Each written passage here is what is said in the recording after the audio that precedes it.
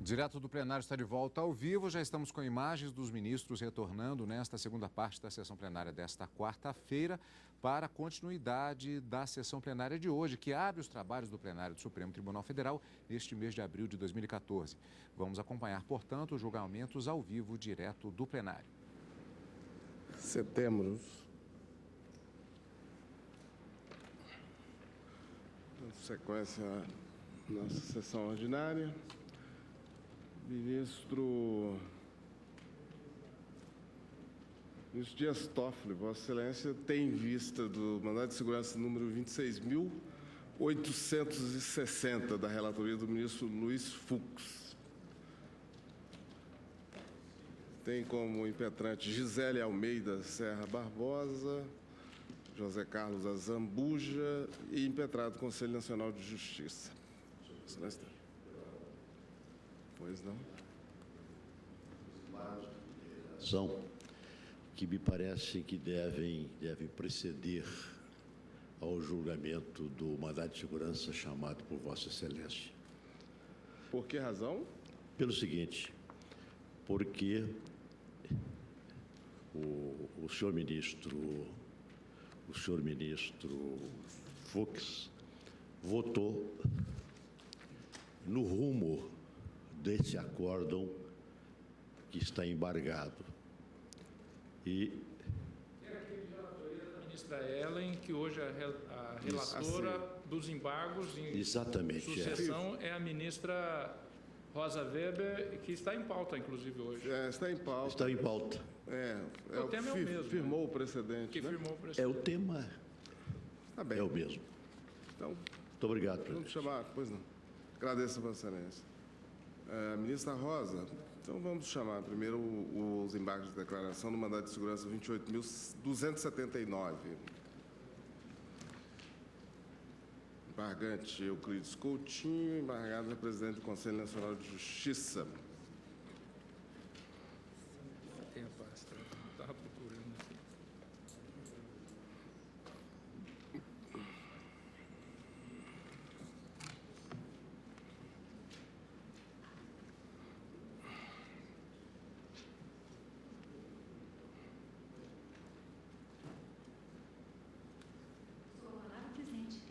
Sim, sim. Senhor presidente, com relação a esse processo, há uma questão primeira que me foi encaminhada uma petição onde se pede o adiamento ou o sobrestamento do processo, o julgamento em conjunto com a ADI 4.300. Ah, mas aí nós nunca... Vamos estar sempre remetendo a um outro processo. Aqui se diz que nessa ADI 4.300 arguiu-se a ilegitimidade constitucional do modo de agir do CNJ sobre a questão dos cartórios brasileiros, sendo certa, portanto, a conexão por prejudicialidade. Sim. Esse o requerimento. Como, na verdade, eu havia deferido o pedido de só apreciar os EDs opostos contra o acórdão na relatoria da ministra Ellen, após o julgamento do mandado de segurança relatado pelo ministro Luiz Fux, eu confesso a Vossa Excelência que fiquei perplexa. Ainda hoje perguntei para o ministro Fux se havia este mesmo requerimento no processo de Sua Excelência. Mas agora se pede que os EDs entrem em julgamento no momento anterior. Eu tenho alguma dificuldade, senhor presidente, confesso a Vossa Excelência, porque eu não participei do julgamento. Sou relatora e enquanto substituta, sucessora, melhor dizendo. Sucessora. Da Sim, ministra são meros Ellen. embargos de declaração, aparentemente sem Isso, nenhum mas com relação a este infringente. requerimento...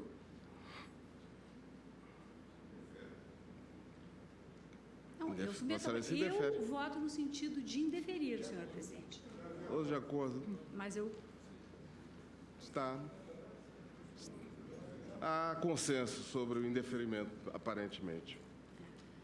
E com relação aos EDs, eu me proponho até fazer a leitura do voto, senhor presidente, se Vossas Excelências entenderem. Com todo o respeito ao ilustre procurador, eu entendo que o acórdão da ministra Ellen não padece de quaisquer dos vícios que autorizariam o seu manejo. Na verdade, há uma tentativa de que a matéria seja rediscutida por essa corte. E embora eu, naquele caso específico, o processo do ministro Fux, tenha manifestado uma outra compreensão, isso não significa, a meu juízo, que ele necessariamente, né, os temas, os enfoques devam ser versados. Os fundamentos que fundamentaram, os fundamentos do voto da ministra Ellen e dos demais ministros, a meu juízo, atendem a todos os, não só o postulado constitucional da devida motivação das decisões, como enfrentaram o tema de uma forma, a meu juízo, abrangente. Ou seja, a ministra Rosa já está explicitando que há uma diferença entre o mérito da causa e o mérito do recurso. O mérito desse recurso é saber sobre se ocorreram os vícios ensejadores do pedido de embargo de declaração. Você está chegando à conclusão que a decisão é completa, não há omissão nem contradição. Inclusive, pois não. A problemática do fato de o embargante se encontrar tanto tempo no cargo, ela foi ferida quando da prolação do acordo? Foi. Porque o que se aponta é que se articula, de qualquer forma, com 54 da Lei 9.784. Quanto a isso, o tribunal teria dito que não seria aplicável à espécie. Mas também se tem articulação sobre a passagem do tempo, né, na investidura, na serventia, né? É que, a meu juízo, ministro Marco Aurélio, a tese esposada pela ministra Ellen, e que foi acolhida pelo plenário, ela é incompatível.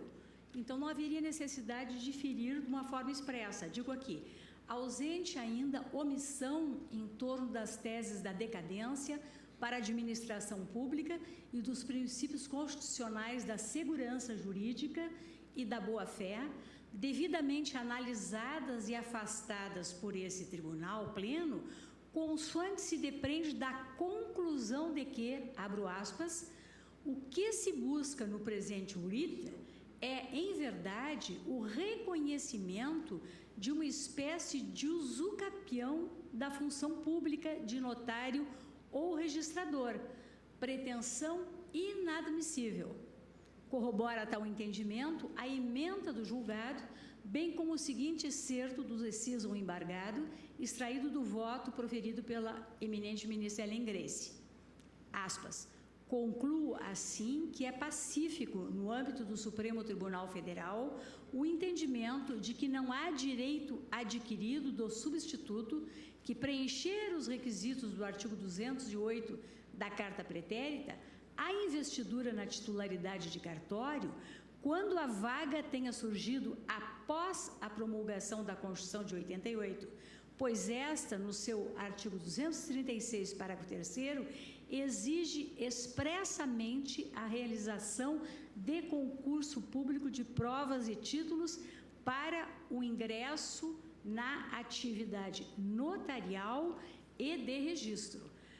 Ou seja, aí eu sigo e transcrevendo toda a ementa. Ainda transcrevo, destaco, as razões, um trecho das razões de decidir do ministro Aires Brito, quando, no seguinte sentido, se a vaga não se desse já na vigência da Constituição, até que eu tentaria equacionar o caso por outro modo, mas o fato é que a vaga ocorreu já na vigência da Constituição de 1988, explicitamente exigente do concurso público de provas e títulos. Portanto, com essas considerações, há uma reticência. Claro que teríamos de levar em conta, e monocraticamente tenho levado em conta, ponderando as diversas situações, a regra da decadência que está no artigo 54 da Lei 97/84 de 99. Mas, a essa altura, refletindo um pouco mais sobre essa regra, já tenho uma certa dúvida quanto ao seu real alcance, porque me parece que a decadência aliversada implica uma restrição, uma contenção no poder que tem a própria administração pública de revogar os seus atos. Esse poder que a administração pública tem de revogar os seus atos é que, parece, fica submisso à regra da decadência. Mas uma coisa é o poder da administração pública revogar os seus próprios atos. Outra, por exemplo, o Tribunal de Contas decair do seu poder de controlar externamente os atos da administração pública. E mais grave ainda, outra situação é o Judiciário decair, apear do seu poder de controlar a legalidade, a constitucionalidade de todos os atos do poder público. Parece-me que este artigo 54 está a exigir de nossa parte uma reinterpretação. Seja como for, entendo que o direito líquido e certo de que o impetrante precisa para haver deferido o seu mandado de segurança não está presente. Então, o que me parece, ministro Marco Aurélio, é que houve a adoção de tese incompatível e o tribunal não estaria obrigado a rebater todos os fundamentos. Embora não fosse a minha compreensão, parece-me que de vício de omissão ao feitio legal não se trata. Eu entendi que o eventual julgamento do mandado de segurança da relatoria do ministro Fux, antes destes embargos, poderia, na hipótese da Corte, vir a entender de uma forma diversa, digamos assim, evitar que apreciasse de modo diferente, em função da alteração da composição, um mesmo tema. Mas o pedido partiu do próprio impetrante. Presidente, continuo convencido de que o aperfeiçoamento da prestação jurisdicional pressupõe o enfrentamento de todas as causas de pedir veiculadas pela parte, pouco importando a conclusão a respeito. Ou seja, não cabe simplesmente decidir, mas sim julgar. Agora, a ministra Rosa Weber esclarece que a problemática da permanência no cargo foi enfrentada, e foi enfrentada, a meu ver, explicitamente, no que se apontou que não haveria uso capião, né, considerado esse mesmo cargo. E vê-se também que a situação julgada se mostrou peculiar, porque estaria, no caso, jungida ao disposto na Carta Pretérita, no artigo 208 da Constituição anterior. Não tenho qualquer dúvida, presidente, quanto ao único aspecto que realmente me fez indagar se teria sido ou não enfrentado o tema. Foi enfrentado. Todos de acordo? Rejeitados os embargos, decisão unânime. Vamos, então, ministro Toffoli, ao mandado de segurança 26.860. Sim, presidente. Eu trago o voto por escrito que farei juntar. O tema é conhecido, todos nós temos inúmeros processos sobre este tema e o precedente que acabou de ser concluído o julgamento dos embargos de declaração. Dito isso, senhor presidente, eu leio só a conclusão do meu voto. Estou acompanhando o ministro Luiz Fux para denegar a segurança. Ministro Barroso.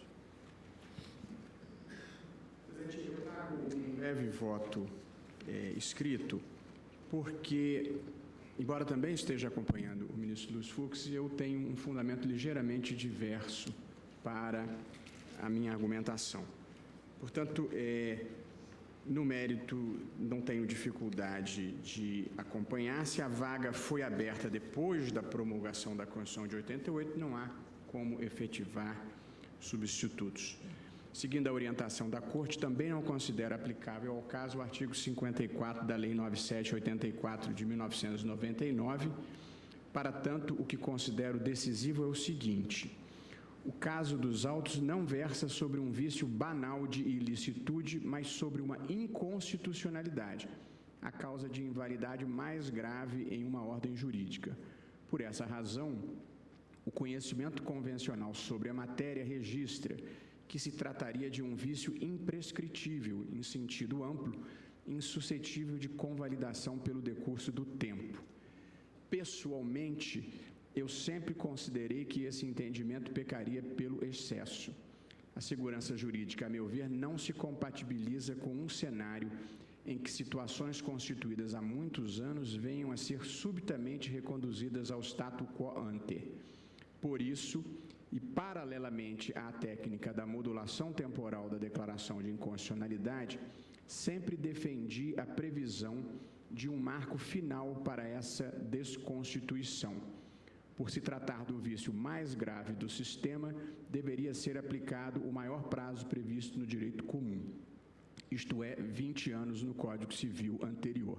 Na verdade, eu apenas estou sendo coerente com o que já escrevi anteriormente. Eu não entendo que sejam situações imprescritíveis, mas sempre defendi que a elas se aplicasse o maior prazo de prescrição, em sentido amplo, do direito comum. No Código Civil antigo, esse prazo era de 20 anos, no Código Civil atual, esse prazo é de 10 anos. Em minha opinião, portanto, a questão da segurança jurídica não recai na aplicação do prazo de 5 anos, que, em minha opinião, o CNJ corretamente afastou, mas na incidência desse prazo máximo a que me referi. E a verdade é que, fazendo incidir esse entendimento ao caso dos autos, não se verificou a decadência. E aí eu demonstro, os impetrantes foram efetivados nas serventias em 94, Gisele, 92, José Carlos e 94, Paulo Antônio, quando ainda vigorava o prazo vintenário do Código Civil, de 16.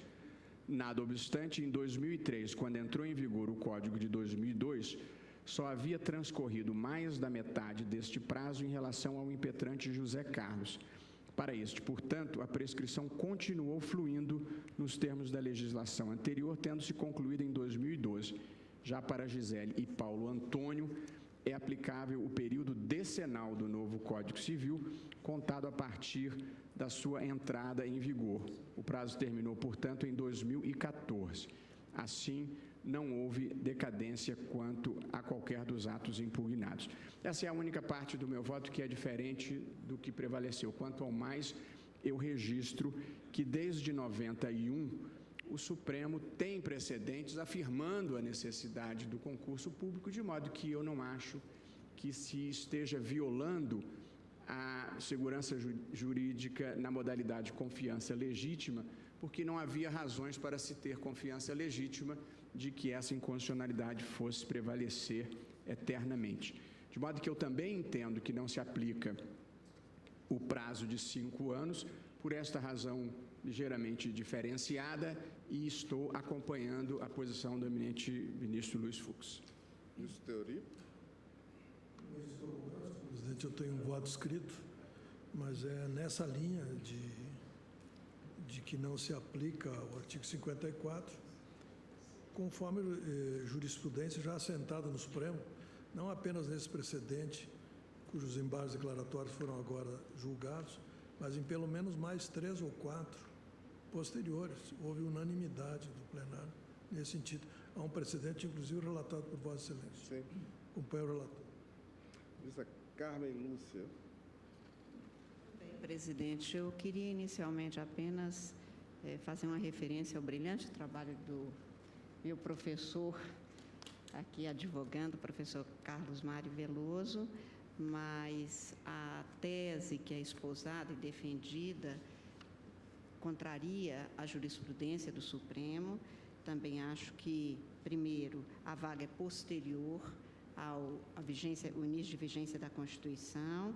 A inconstitucionalidade do provimento como feito realmente configura uma mácula gravíssima e não se poderia cogitar, neste caso, sequer da boa-fé prevista, uma vez que a Constituição é taxativa quanto à necessidade de concurso público. Não acho que o CNJ tenha extrapolado de suas atribuições, que é uma das teses esposadas e que foi tratada pelo eminente ministro relator e, portanto, também considero que não houve, neste caso, decadência e não houve, portanto, possibilidade de aplicação aqui da norma que fixa este prazo para atuação da autotutela, que neste caso, aliás, nem há uma autotutela verdadeiramente, mas a tutela do Estado pela aplicação da Constituição. Então, pedindo vênia aos que pensam em contrário e enfatizando o brilhante trabalho do advogado, eu acompanho o ministro relator. Ministro Lewandowski. Senhor presidente, eu quero cumprimentar o brilhante trabalho do eminente Veloso, meu antecessor na cadeira do Supremo Tribunal Federal, mas tenho convicção firmada já no sentido do voto do eminente relator, que já expressei várias vezes, não só em plenário, mas também em voto escrito. E, sem mais delongas, portanto, acompanho Sua Excelência o relator integralmente. Gilmar. Também eu já tive a oportunidade de me manifestar no sentido da não aplicabilidade aqui da norma constante do artigo 54, que é uma norma extremamente importante, porque ela introduz a ideia da segurança jurídica e ela decorre de um trabalho de uma comissão na qual eu tive oportunidade de participar, e é um projeto do notável jurista gaúcho, o professor Almiro Couto e Silva, que trabalhou essa norma a partir das premissas desenvolvidas no próprio direito alemão. Mas ali se assenta a própria ideia de boa-fé. Como já foi apontado em todos os casos, em todos os votos, a partir do voto do relator, como invocar a boa-fé diante da clara normação aqui estabelecida, da precariedade da investidura, é notória, até porque não se poderia fazer de outra maneira, não é? E da jurisprudência unívoca do Supremo a propósito dessa temática. Então, veja, neste caso, não há como invocar uma fórmula de preclusão obstativa, né, da revisão desses casos que se justificam, né? Nós mesmos já tivemos oportunidade de falar aqui do célebre caso da Infraero e outros. Então, esta situação é uma situação específica, ainda que ela se renovasse, mas renovava-se a precariedade. Eu gostaria de fazer um registro que este talvez seja, presidente, um dos mais importantes trabalhos realizados pelo CNJ. Sem dúvida. E, diga-se de passagem, refira-se ao trabalho realizado, liderado pelo ministro Gilson Dipp na Corregedoria do CNJ. Porque nós estamos a ver quão difícil é fazer isto que é mais ou menos óbvio. Quer dizer, fazer com que haja concurso público para as serventias. Sim. A enorme dificuldade, né, de fazer cumprir, de fazer com que os editais sejam publicados, que as vagas sejam definidas, né, e enquanto nós prosseguirmos nesse debate, certamente esse quadro de insegurança vai persistir. Sempre se dirá, e certamente alguns estados alguns tribunais de justiça vão estar sempre afirmando, o Supremo ainda não definiu essa matéria, mas que é extremamente importante. Eu acho que nós estamos resolvendo um tema que se vincula às capitanias hereditárias. Só por isso, creio que esse julgamento é um julgamento histórico. Estamos virando a página de uma matéria que, sem dúvida nenhuma, é extremamente relevante para que o modelo que o Constituinte houve por bem estabelecer seja cumprido na sua integralidade, na sua interesse. Então, pedindo todas as vênias, é o meu amigo e professor, ministro Veloso, colega nosso do plenário, colega nosso na turma, de que todos nós temos, assim, uma memória intelectual e afetiva. Eu peço todas as vênias, mas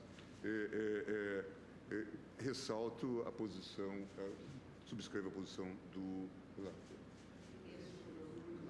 Se me permite um segundo, só para se ter uma ideia da complexidade do CNJ fazer valer, digo CNJ porque essa matéria está afeta. Ontem, presidente, eu tive que resolver 14 mandados de segurança, porque houve concurso por determinação do CNJ em Goiás. E hoje era o dia da escolha das serventias. E os que tinham sido substituídos pelo CNJ em 2009, já eram os interinos dos interinos, impetraram só a mim, coube 14 ontem, para que hoje eles não queriam que os que foram aprovados escolhessem as suas serventias. Eu estou fazendo a menção, é porque é uma coincidência de data realmente, mas para se ter uma ideia da dificuldade disso acontecer, como disse o ministro Gilmar Mendes, porque há o tempo todo, claro, interesse até legítimo em se perquirir, mas neste caso isso não acaba, isto prolifera a cada concurso, inclusive em cumprimento ao que o CNJ determina. Apenas para fazer esse registro, presidente. Senhor presidente, aproveitando esse ensejo da observação da ministra Carmen Lúcia, ao término do julgamento, talvez fosse interessante suscitar uma questão de ordem, porque um direito veiculável contra a jurisprudência dominante do Supremo Tribunal Federal é um direito que não existe, porque o direito é aquilo que os tribunais dizem que é máximo do Supremo Tribunal Federal. Se os relatores podem, monocraticamente, rejeitar recursos extraordinários quando se voltam contra a jurisprudência predominante, nós poderíamos ter autorização, eventualmente até quando acabar o julgamento, para rejeitarmos por ausência de direito líquido certo. Seria aquela delegação da nova. A delegação que já temos utilizado. O senhor já votou. Só um breve registro que eu vou falar advogado e queridíssimo jurista brasileiro, notável Carlos Mário Veloso, e ao parecer que fez juntar do eminente professor Celso Antônio Bandeira de Mello, também com a proficiência que é peculiar ao estimado professor aposentado da PUC de São Paulo. Mas, infelizmente, acho que não superou o meu convencimento jurídico e, portanto, os advogados e os pareceristas podem muito, mas às vezes não podem milagres. Eu tenho uma preferência aqui de um direito adquirido de ser aluna dele para sempre. Então, por isso é que eu fiz a referência de professor.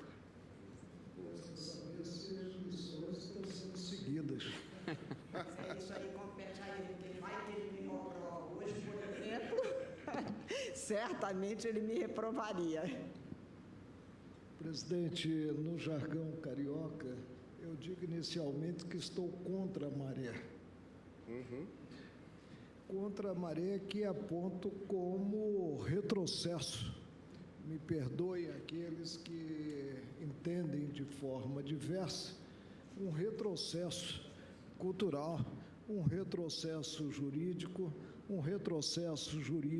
constitucional.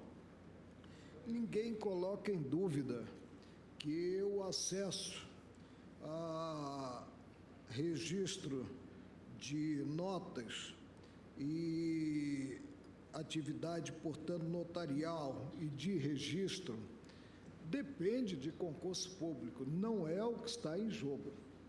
Absolutamente não é o que está em jogo. O que cumpre definir é se a administração gênero, no caso concreto, o Conselho Nacional de Justiça atuou em harmonia com o figurino legal. E, a meu ver, a resposta é negativa. Por que é negativa? E não cabe, com a devida vênia, presente o critério da especialidade, evocar o Código Civil. Os impetrantes, eles foram efetivados, considerado o ato do CNJ, há mais de 10 anos. 2 deles, há 13 anos atrás, uma vida, portanto, no cargo, uma verdadeira vida no cargo, e outro, há 15 anos atrás. A administração pública só se lembrou de implementar a glosa passados 13, 15 anos, O CNJ não existia. Talvez sim. aí esteja... Por isso é que quando eu votei, presidente, quanto à constitucionalidade da emenda número 45, disse que estaria surgindo no cenário nacional um superórgão. É um superórgão que não tem que observar a ordem jurídica, não tem que observar o arcabouço normativo, mas prossigo em meu voto, né? Qual é a regência da matéria? É do artigo 54 da Lei 9.784, de 1999, e da vigência da lei até o ato do CNJ passaram-se mais de 5 anos. O que nos vem desse artigo? Que o direito da administração, e não me digam que o CNJ atuou em outro campo, por exemplo, quem sabe? Alguns entendam que ele atua também no campo jurisdicional. O direito da administração de anular os atos administrativos de que decorram efeitos favoráveis para os destinatários decai em 5 anos. Preceito mais claro, contados da data em que foram praticados. E no caso concreto, como é que foram praticados? Os titulares praticaram atos? Não. Tribunais do país praticaram atos. Baixaram decretos legislativos. Mas se dirá, se o ato partir do tribunal não se presume a legitimidade, vamos fechar para balanço. Qual é a única ressalva, presidente, contida no artigo 54, salvo comprovada má-fé? Vou repetir o que sempre digo: vício de consentimento tem que ser provado, não se presume. E no caso concreto não se poderia mesmo presumir, porque se teria ato de tribunais, e foram diversos tribunais do país que efetivaram pessoas em serventias de notas e de registro. Mas se diz, olha, se o ato é inconstitucional, é imprescritível,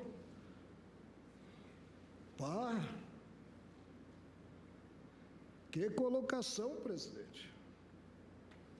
A imprescritibilidade, tal como prevista na lei das leis, que é a Constituição Federal, ela está restrita a crimes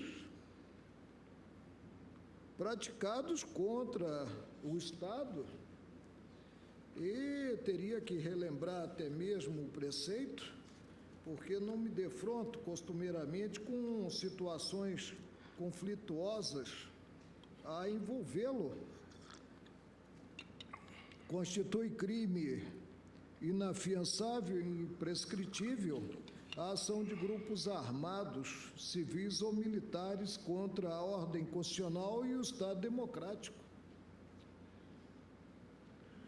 Presidente, a mais, eu não posso adotar o veso, faço o que eu digo, mas não faço o que eu faço. Afastar-se o artigo 54 da Lei 9.784/99, nós teremos que fazê-lo a partir da colação a ele, do enquadramento dele como inconstitucional. Não podemos fechar simplesmente olvidando a Lei 9.784, de 29 de janeiro de 99, e dizer que não aplicamos esse preceito. Há um verbete vinculante da súmula e glosamos situações jurídicas no campo jurisdicional, formalizadas no campo jurisdicional, em que tribunais, sem declarar inconstitucionalidade de norma, né, e, portanto, sem observarem o incidente de inconstitucionalidade, deixam de aplicar a norma. Podemos incluir no artigo 54, além da exceção contemplada, e toda norma a encerrar a exceção deve ser interpretada de forma estrita, outras situações excludentes da incidência do quinquênio como prazo decadencial para a administração rever os respectivos atos? Não. Quando atuou, em maio de 2007, o Conselho Nacional de Justiça, repito, eram passados 13, 15 anos da formalização dos atos glosados administrativamente pelo Conselho. Pouco importa se ato harmônico ou conflitante com a Carta da República, porque ao preceito não exclui esses atos discrepantes da Carta da República. Não sei como ficam os doutrinadores a essa altura. Meu mestre, por exemplo, Celso Antônio Bandeira de Mello, talvez ele, e teria a minha solidariedade para fazê-lo, eu iria junto, talvez ele tenha que retornar aos bancos da faculdade e reaprender o direito, tal como proclamado por aquele que tem o dever de guardá-lo, que é o Supremo, proclamando sempre que o meio justifica o fim, mas não o fim ao meio. Pouco importa. Tem havido a prática de atos, isso não está em jogo neste mandado de segurança, à margem da Constituição. O que cumpre perquirir é se a administração atuou em tempo. Não atuou, porque o fez passados, como eu disse, não 5, mais de 10 anos. Mas surgiu aquele que vai consertar o Brasil com S e com C, que é o Conselho Nacional de Justiça, que tudo pode. Acaba ditando regras até mesmo para o Supremo. Não, presidente. Aqui está a última trincheira da cidadania. E não posso deixar de reconhecer a plena, e estamos no plenário, procedência do pedido formulado nesta impetração. O que se diz é que os atos glosados pelo Conselho Nacional de Justiça foram praticados por tribunais, e já se presume aqui a boa-fé e não a má-fé dos tribunais, e aceitos, porque emanados de tribunais, por aqueles que passaram a ser titulares. Mas vamos mexer com a vida dessas pessoas, vamos levá-las a desacreditar no direito, na instituição que é o Supremo. A maioria declara a inconstitucionalidade do artigo 54 da 9.784, ao olvidar, ao menosprezar o prazo decadencial previsto nesse preceito. Pouco importa que, à mercê do ato praticado pelo Conselho em conflito com a ordem jurídica, haja ocorrido Brasil afora, haja se verificado concurso público com preenchimento dos cargos, há de resguardar-se a segurança jurídica de cidadãos, presidentes, que não podem viver aos solavancos não podem viver sendo surpreendidos por aquele que deve preservar, acima de tudo, o arcabouço normativo. E diria o arcabouço normativo constitucional, presentes artigos 6º e 7º, no que versam a segurança jurídica. E essa segurança jurídica está estampada de forma clara, de forma precisa, sob o ângulo do Instituto da Decadência, no artigo 54 da Lei 9.784, de 99.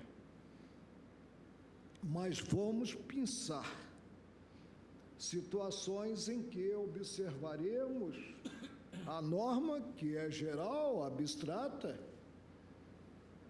e situações sem o enquadramento na exceção nela contemplada, situações que não se enquadram. Qual é o critério de plantão, presidente?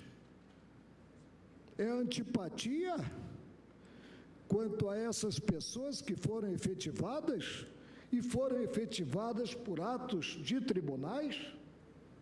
Não julgo a partir de preconceito. Peço vênia, presidente, para implementar a ordem, reconhecendo que, quando atuou o todo-poderoso Conselho Nacional de Justiça, o órgão que eu disse que estava surgindo quando apreciei a ADIM contra a emenda 45 como um superórgão, já não podia fazê-lo, a não ser forçando a mão, a não ser partindo para o justiçamento, porque a administração, e atuou o Conselho Nacional de Justiça como administração gênero, já havia decaído do direito de rever os atos praticados. É como voto. Eu gostaria de fazer uma observação. O texto constitucional que está em vigor, e é de 5 de outubro de 88, a propósito do tema, no artigo 236, parágrafo 3º, diz o seguinte: o ingresso na atividade notarial e de registro depende de concurso público de provas e títulos, não se permitindo que qualquer serventia fique vaga sem abertura de concurso de provimento ou de remoção por mais de 6 meses. Portanto, o texto é claro, transparente, é difícil até encontrar uma outra interpretação que não seja aquela que decorre da própria leitura. Esse é o texto, portanto, em vigor desde 5 de outubro de 88, sem nenhuma modificação. Diante de qualquer ato de suposta efetivação, que era precária, por parte do tribunal, nenhuma dúvida quanto à contrariedade ao texto constitucional. Também por parte do beneficiário do ato, não tem condições alguma de invocar, em caso de tão flagrante inconstitucionalidade. É diferente, por exemplo, de um caso de alguém que é contratado numa estatal e imagina que o estatuto da estatal esteja sendo observado, como foi o nosso exemplo da Infraero. Mas aqui não.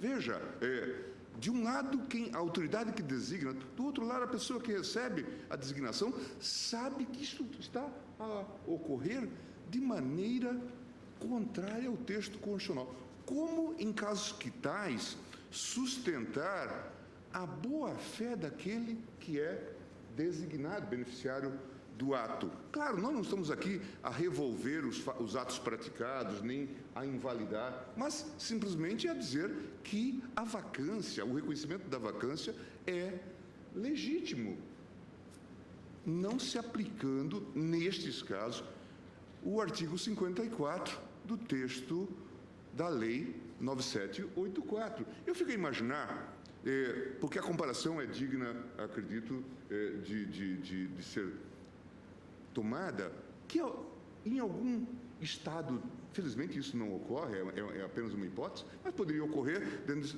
desse contexto, que em algum estado procurador-geral, um promotor fosse designado para atuar e ficasse 10 anos,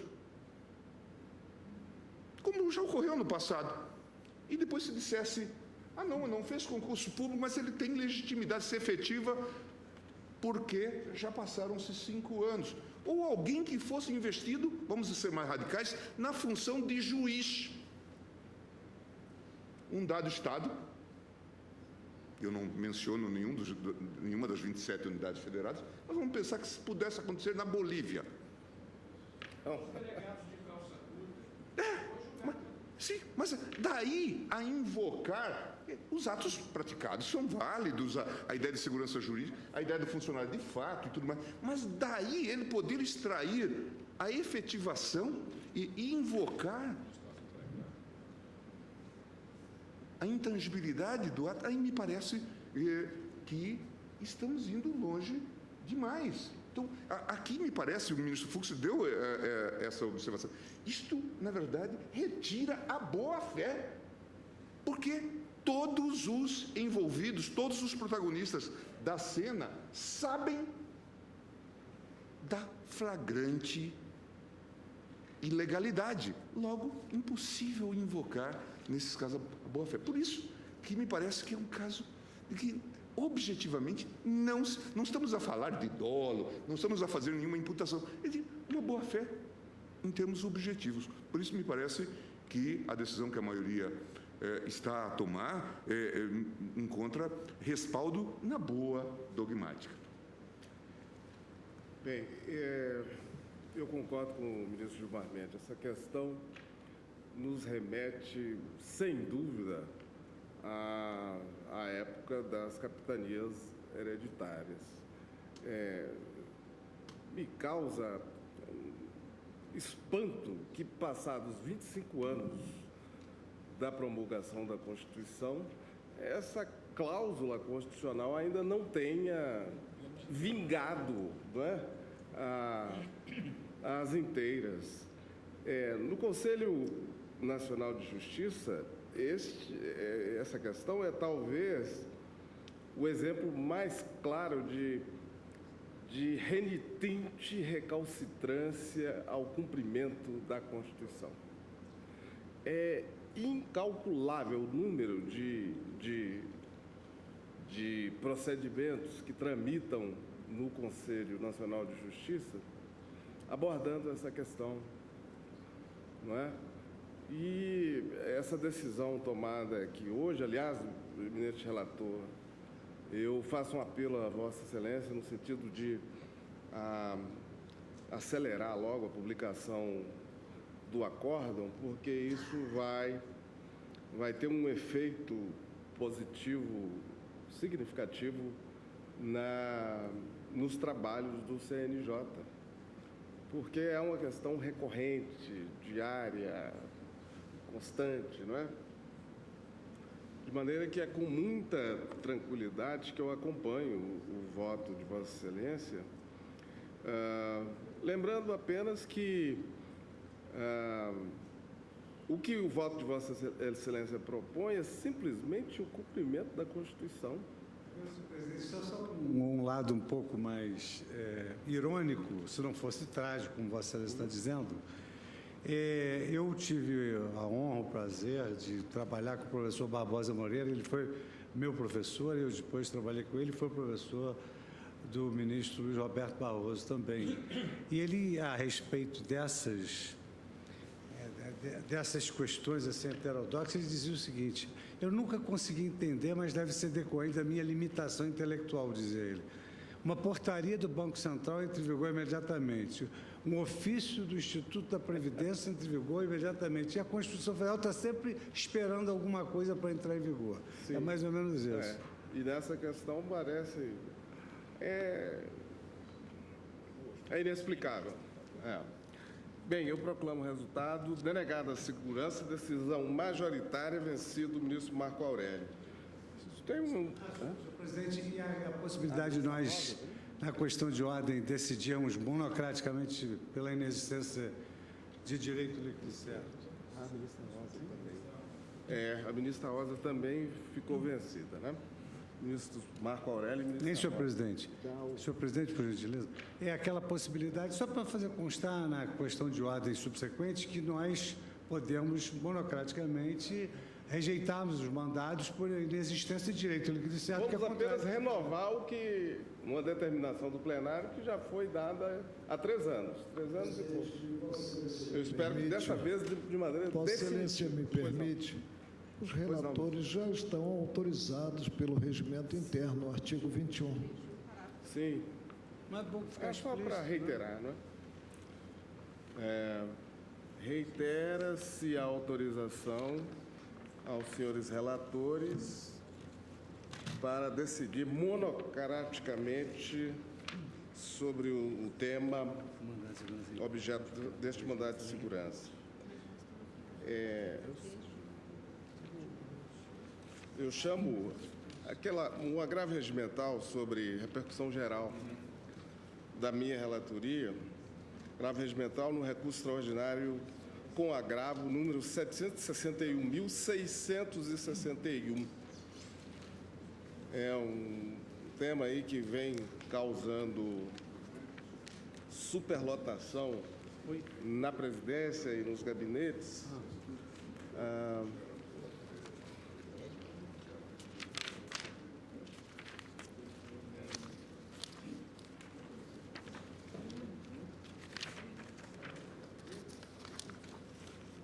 Senhores ministros, trata-se de agravo regimental interposto contra a decisão em que eu entendi por não conhecer do agravo interposto com fundamento no artigo 544 do CPC. Esse agravo, por sua vez, volta-se contra a decisão da presidência do Tribunal de Justiça da Paraíba, que não admitiu o recurso extraordinário por versar matéria destituída de repercussão geral. O tema era direito do servidor à diferença de remuneração em virtude de desvio de função. Ainda com fundamento em decisões proferidas por ambas as turmas desta Corte, eu indeferi a conversão do agravo, interposto com base no artigo 544 do CPC, em agravo interno a ser apreciado pela instância de origem.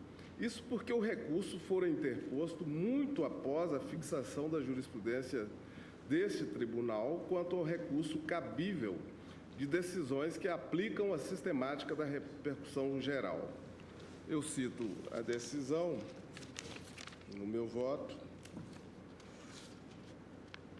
que tem no seu primeiro tópico o seguinte: de acordo com a orientação firmada no Supremo Tribunal Federal, não cabe o agravo previsto no artigo 544 do Código de Processo Civil da decisão que aplica o entendimento firmado nesta Corte em leading case de repercussão geral, nos termos do artigo 543-B do CPC. E aí citam-se inúmeros precedentes.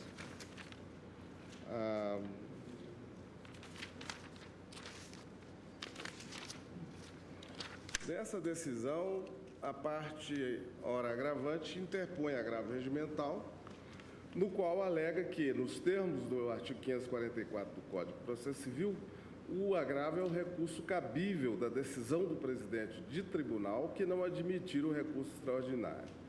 Acrescenta que não compete ao tribunal de origem o juízo sobre a existência ou inexistência de repercussão geral, consoante o disposto no artigo 102, parágrafo 3º da Constituição Federal e artigo 543 do Código de Processo Civil. Diz ainda que o entendimento firmado por esta Corte ofenderia o devido processo legal e o princípio da separação de poderes, ao criar requisitos de admissibilidade recursais não previstos em lei, o que violaria a competência privativa da União para legislar sobre matéria processual. Alternativamente, requer seja reformada a decisão no ponto em que considerou inaplicável a fungibilidade recursal para se admitir o conhecimento do recurso como agravo interno pelo tribunal de origem. Eu mantenho a decisão agravada e trago o recurso à apreciação do plenário. Este é o relatório. O voto é o seguinte: em análise detida das alegações, concluo que não assiste razão à parte ora recorrente. A questão consistente em saber qual o recurso cabível em face da decisão do presidente do Tribunal ACOR, que aplica a sistemática da repercussão geral, já foi amplamente discutida nesta Corte, no agravo de instrumento número 760.358, questão de ordem, da relatoria do ministro Gilmar Mendes, então na presidência, com o propósito de promover a racionalização dos julgamentos dos recursos extraordinários e garantir o devido processo legal aos envolvidos nas demandas sob apreciação.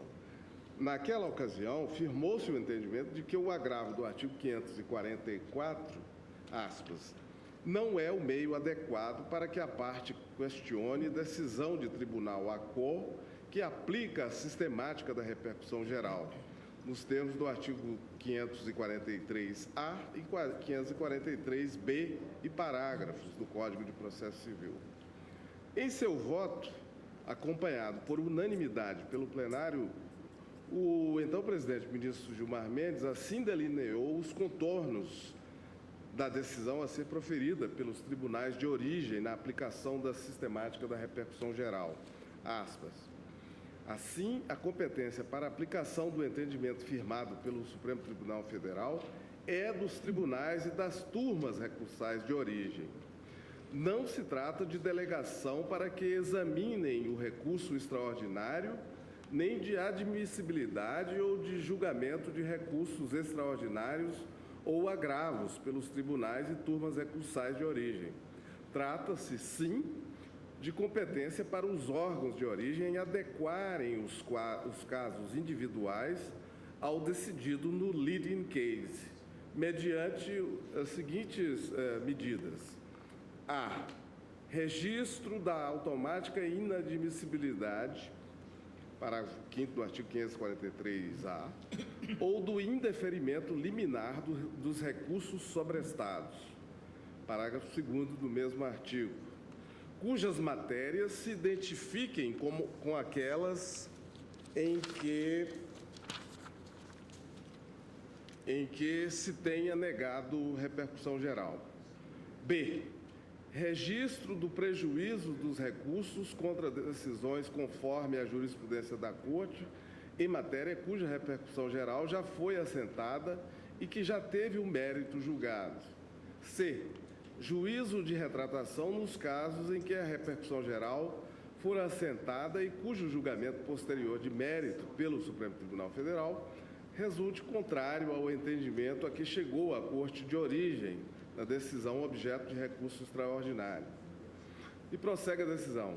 Os instrumentos para essa adequação de entendimento aos casos que envolvam a mesma matéria constitucional serão a retratação, o registro de prejuízo ou a automática inadmissibilidade, conforme prevê o artigo 543-B, parágrafo 3º do CPC. O cabimento de agravo de instrumento dirigido a esta Corte resume-se aos casos elencados nos artigos 544 e 544 do CPC e 313 do Regimento Interno do Supremo Tribunal Federal. A presente hipótese não é contemplada em nenhum desses dispositivos. É de se declarar que não ocorreu o juízo de admissibilidade do recurso extraordinário pelo Tribunal ACOR, mas o registro de prejudicialidade, com base nas regras previstas pelo regime da repercussão geral. A prejudicialidade aqui decorre diretamente da lei processual e do mecanismo de racionalização nela estabelecido. É a lei que presume a inexistência de interesse no julgamento de recurso interposto de decisão já confirmada, já conformada ao entendimento desta Corte, ao examinar a questão constitucional de repercussão geral. Fecha aspas, esta foi a decisão que teve como relator o ministro Gilmar Mendes, então na presidência. E digo eu, assim, a decisão proferida pela Corte de Origem, que, em observância ao disposto na legislação processual, registre a automática inadmissibilidade ou o indeferimento liminar dos recursos sobre temas sem repercussão geral, artigo 543-A, parágrafo 5º, ou ainda que exerça o juízo de prejudicialidade ou de retratação, esse é o parágrafo 3º, após o julgamento de mérito do paradigma da repercussão geral, não se equipara ao juízo negativo de admissibilidade do recurso extraordinário a que alude o artigo 544 do CPC. O Tribunal de Origem, quando atua nas hipóteses elencadas acima, procede, em verdade, à simples aplicação do entendimento firmado por esta Corte aos recursos individuais lá sobrestados.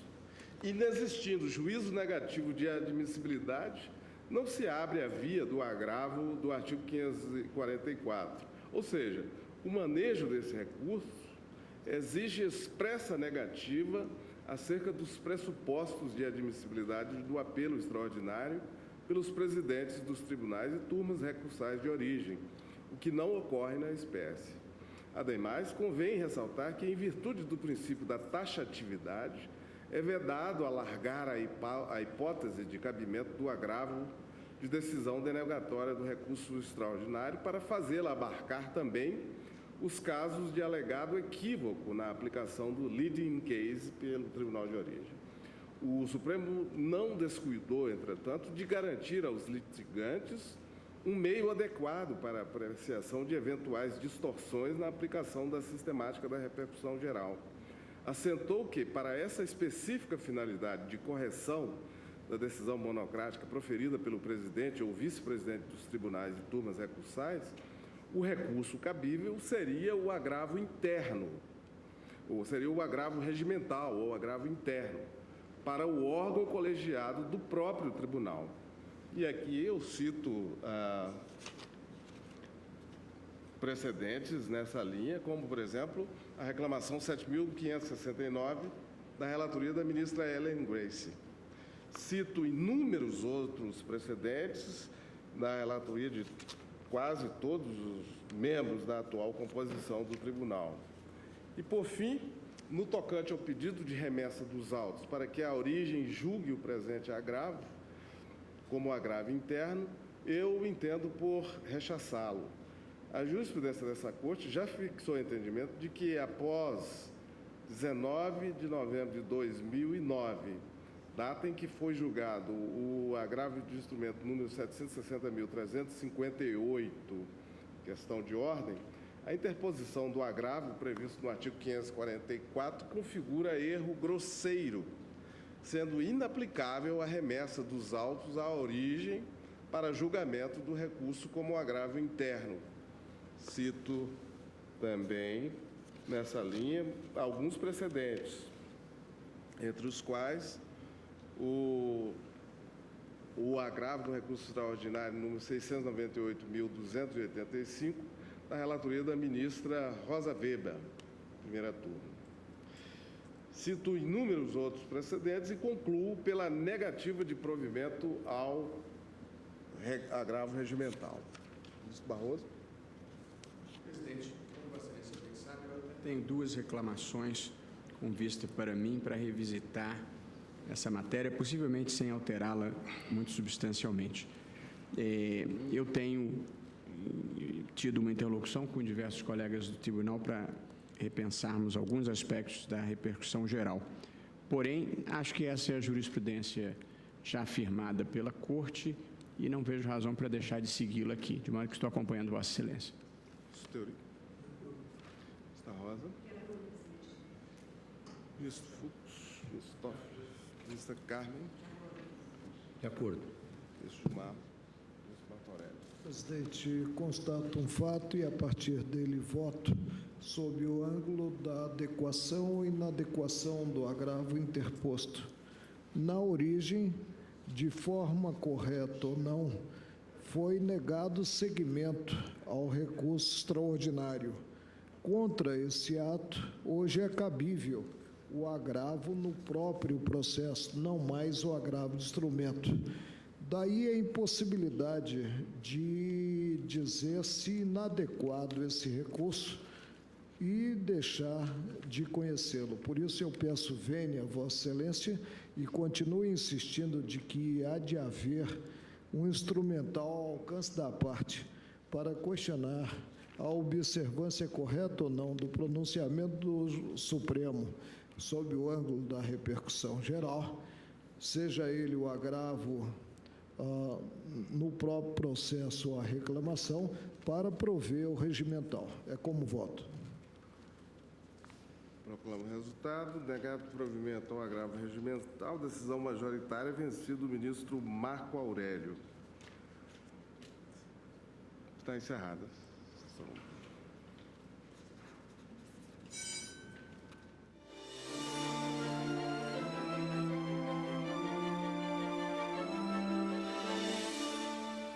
Encerrada a sessão plenária desta quarta-feira, também fica por aqui esta edição do Direto do Plenário ao vivo.